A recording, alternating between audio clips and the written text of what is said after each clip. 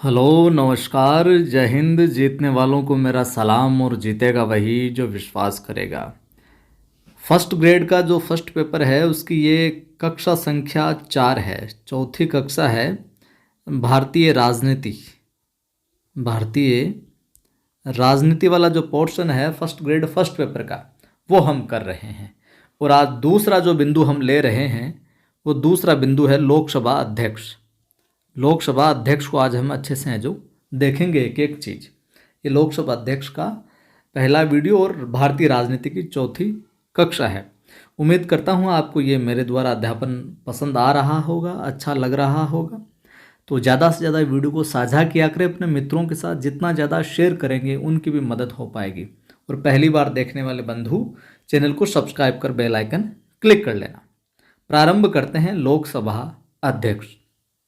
पहले मैं आपको बता देता हूं जो लोकसभा अध्यक्ष का और लोकसभा जो उपाध्यक्ष है माफ करें, लोकसभा अध्यक्ष और लोकसभा उपाध्यक्ष का जो निर्वाचन का जो प्रावधान है, नियुक्ति का जो प्रावधान है वो अनुच्छेद 93 के अंदर है जो देखने को हमें मिलता है। ठीक बात, शुरू करते हैं। लोकसभा की समस्त कार्यवाही का आपको पता है कोई भी संस्था बन रही है उसका संचालन करने के लिए कोई ना कोई तो बंदा चाहिए होता है। तो लोकसभा की सारी जो कार्यवाही है उसका संचालन करने के लिए सुचारू रूप से एक अधिकारी का जो निर्वाचन होता है, नियुक्त किया जाता है, जो लोकसभा अध्यक्ष है जो कहलाता है। ठीक है। और परीक्षा में ये भी पूछा जा सकता है कि लोकसभा का पीठासीन अधिकारी कौन होता है। तो वो लोकसभा अध्यक्ष होता है, स्पीकर होता है। लोकसभा का पीठासीन अधिकारी कौन होता है? लोकसभा अध्यक्ष माने के स्पीकर। ठीक बात यहाँ तक।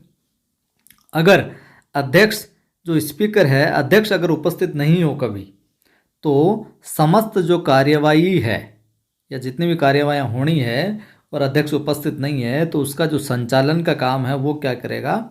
उपाध्यक्ष करेगा। अगर अध्यक्ष उपस्थित नहीं है तो जो डिप्टी स्पीकर है, लोकसभा का जो उपाध्यक्ष है वो अध्यक्षता है जो फिर करेगा। यहाँ तक बात ठीक है। 93 के अंदर होता है। और साथ ही एक बात और मैं बता दूं, जो अनुच्छेद 93 है ये तो लोकसभा के अंदर अध्यक्ष और उपाध्यक्ष की जो नियुक्ति का प्रावधान करता है। वहीं जो अनुच्छेद 178 है, 178 के अंदर विधानसभा के अध्यक्ष की यहाँ पर देखने को मिलती है बात। विधानसभा के अध्यक्ष और उपाध्यक्ष की नियुक्ति के संबंध में प्रावधान है 178 में तो। और लोकसभा के अध्यक्ष की अगर हम बात करें, अध्यक्ष और उपाध्यक्ष की, तो वो 93 के अंदर देखने को मिलता है। ध्यान में रख लेना, आप पूछ ले तो। अब बस जो अध्यक्ष है इसका निर्वाचन कैसे होगा सर वो बताओ, मतलब इसका चुनाव कैसे होगा, निर्वाचन कैसे होगा इसका। चलो देखते हैं। तो पहली बात तो ये ध्यान में रख लेना, इम्पोर्टेंट है कि राष्ट्रपति जो होता है वो क्या करता है? लोकसभा के अध्यक्ष के निर्वाचन की जो तिथि है, जो तारीख है, वो तय करता है। राष्ट्रपति जी कहते हैं भैया इस तारीख को है जो लोकसभा के अध्यक्ष का निर्वाचन है जो होना है। चलो बात समझ में आ गई। अब निर्वाचन कहाँ से उठा के लाएंगे इस अध्यक्ष को हम? तो भैया उठाकर कहीं से नहीं लाएंगे हम। अध्यक्ष का जो चुनाव है वो लोकसभा द्वारा अपने ही सदस्यों में से है जो पहली बैठक के बाद है जो जितना शीघ्र हो सके अतिशीघ्र है जो किया जाता है।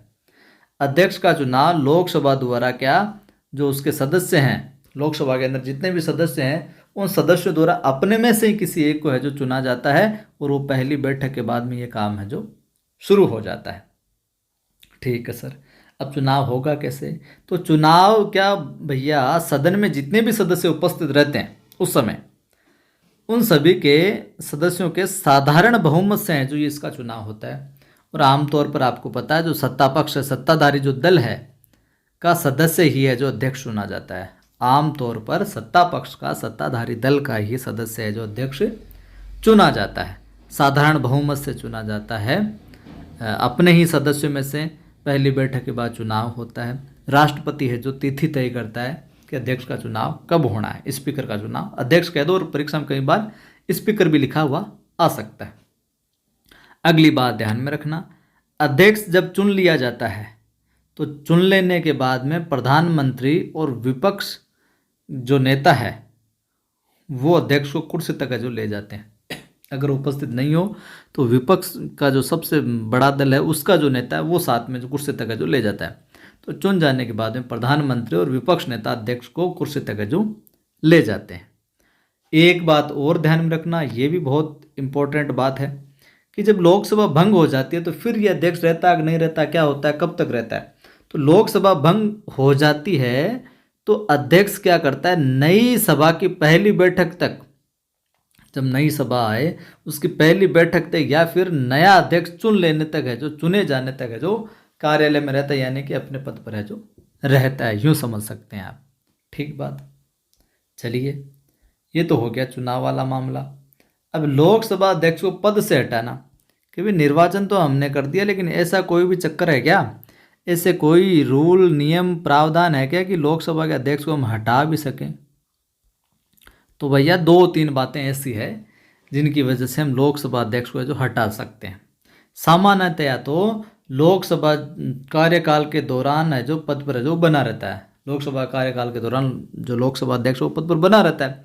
लेकिन 3 मामले ऐसे हुए हैं जिनके हिसाब से अध्यक्ष को है जो पद छोड़ना पड़ सकता है, त्यागपत्र देना पड़ सकता है या त्यागपत्र दे देता है, 3 मामलों के वजह से।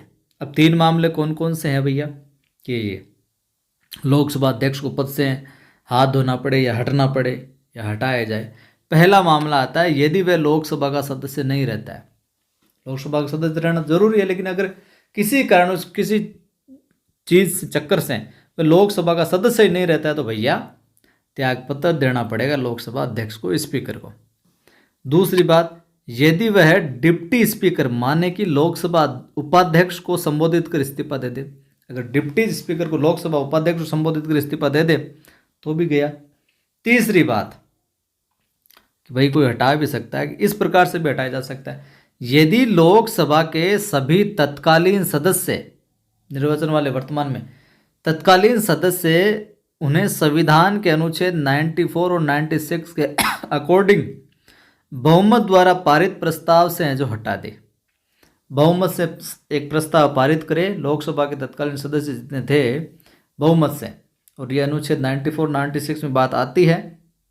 लेकिन ये जब प्रस्ताव पेश किया जाता है तो इसको पेश करने से 14 डेज पहले, 14 दिन पहले अग्रिम सूचना देकर है जो ये प्रस्ताव पेश किया जा सकता है। ऐसे नहीं कि मुंह उठाया बहुमत किया, लो साहब लोकसभा अध्यक्ष को हटाओ, नहीं भैया, 14 दिन पहले अग्रिम सूचना देकर ये जो ये प्रस्ताव पेश किया जा सकता है लोकसभा अध्यक्ष को हटाने के लिए बहुमत से। ठीक है।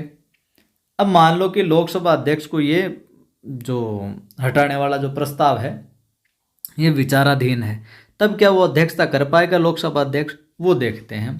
तो जब हटाने का प्रस्ताव है जो सदन में विचाराधीन हो, चल रहा हो, तो वह सदन की बैठक की अध्यक्षता है जो नहीं कर सके भैया, फिर वो अध्यक्ष नहीं रहेगा उस समय, वो अध्यक्षता नहीं कर सकेगा, यूं कह सकते हैं। अब ऐसे समय में जबकि प्रस्ताव विचाराधीन है सदन में, वह सदन में बोल सकता है किसी मुद्दे पर, भाग भी ले सकता है सदन की कार्यवाही में, मत भी दे सकता है। लेकिन अगर कोई विशेष मुद्दा हो और वोटिंग बराबर आ जाती है, मत बराबर आ जाते हैं, उस स्थिति में वो मत है जो नहीं दे सकता।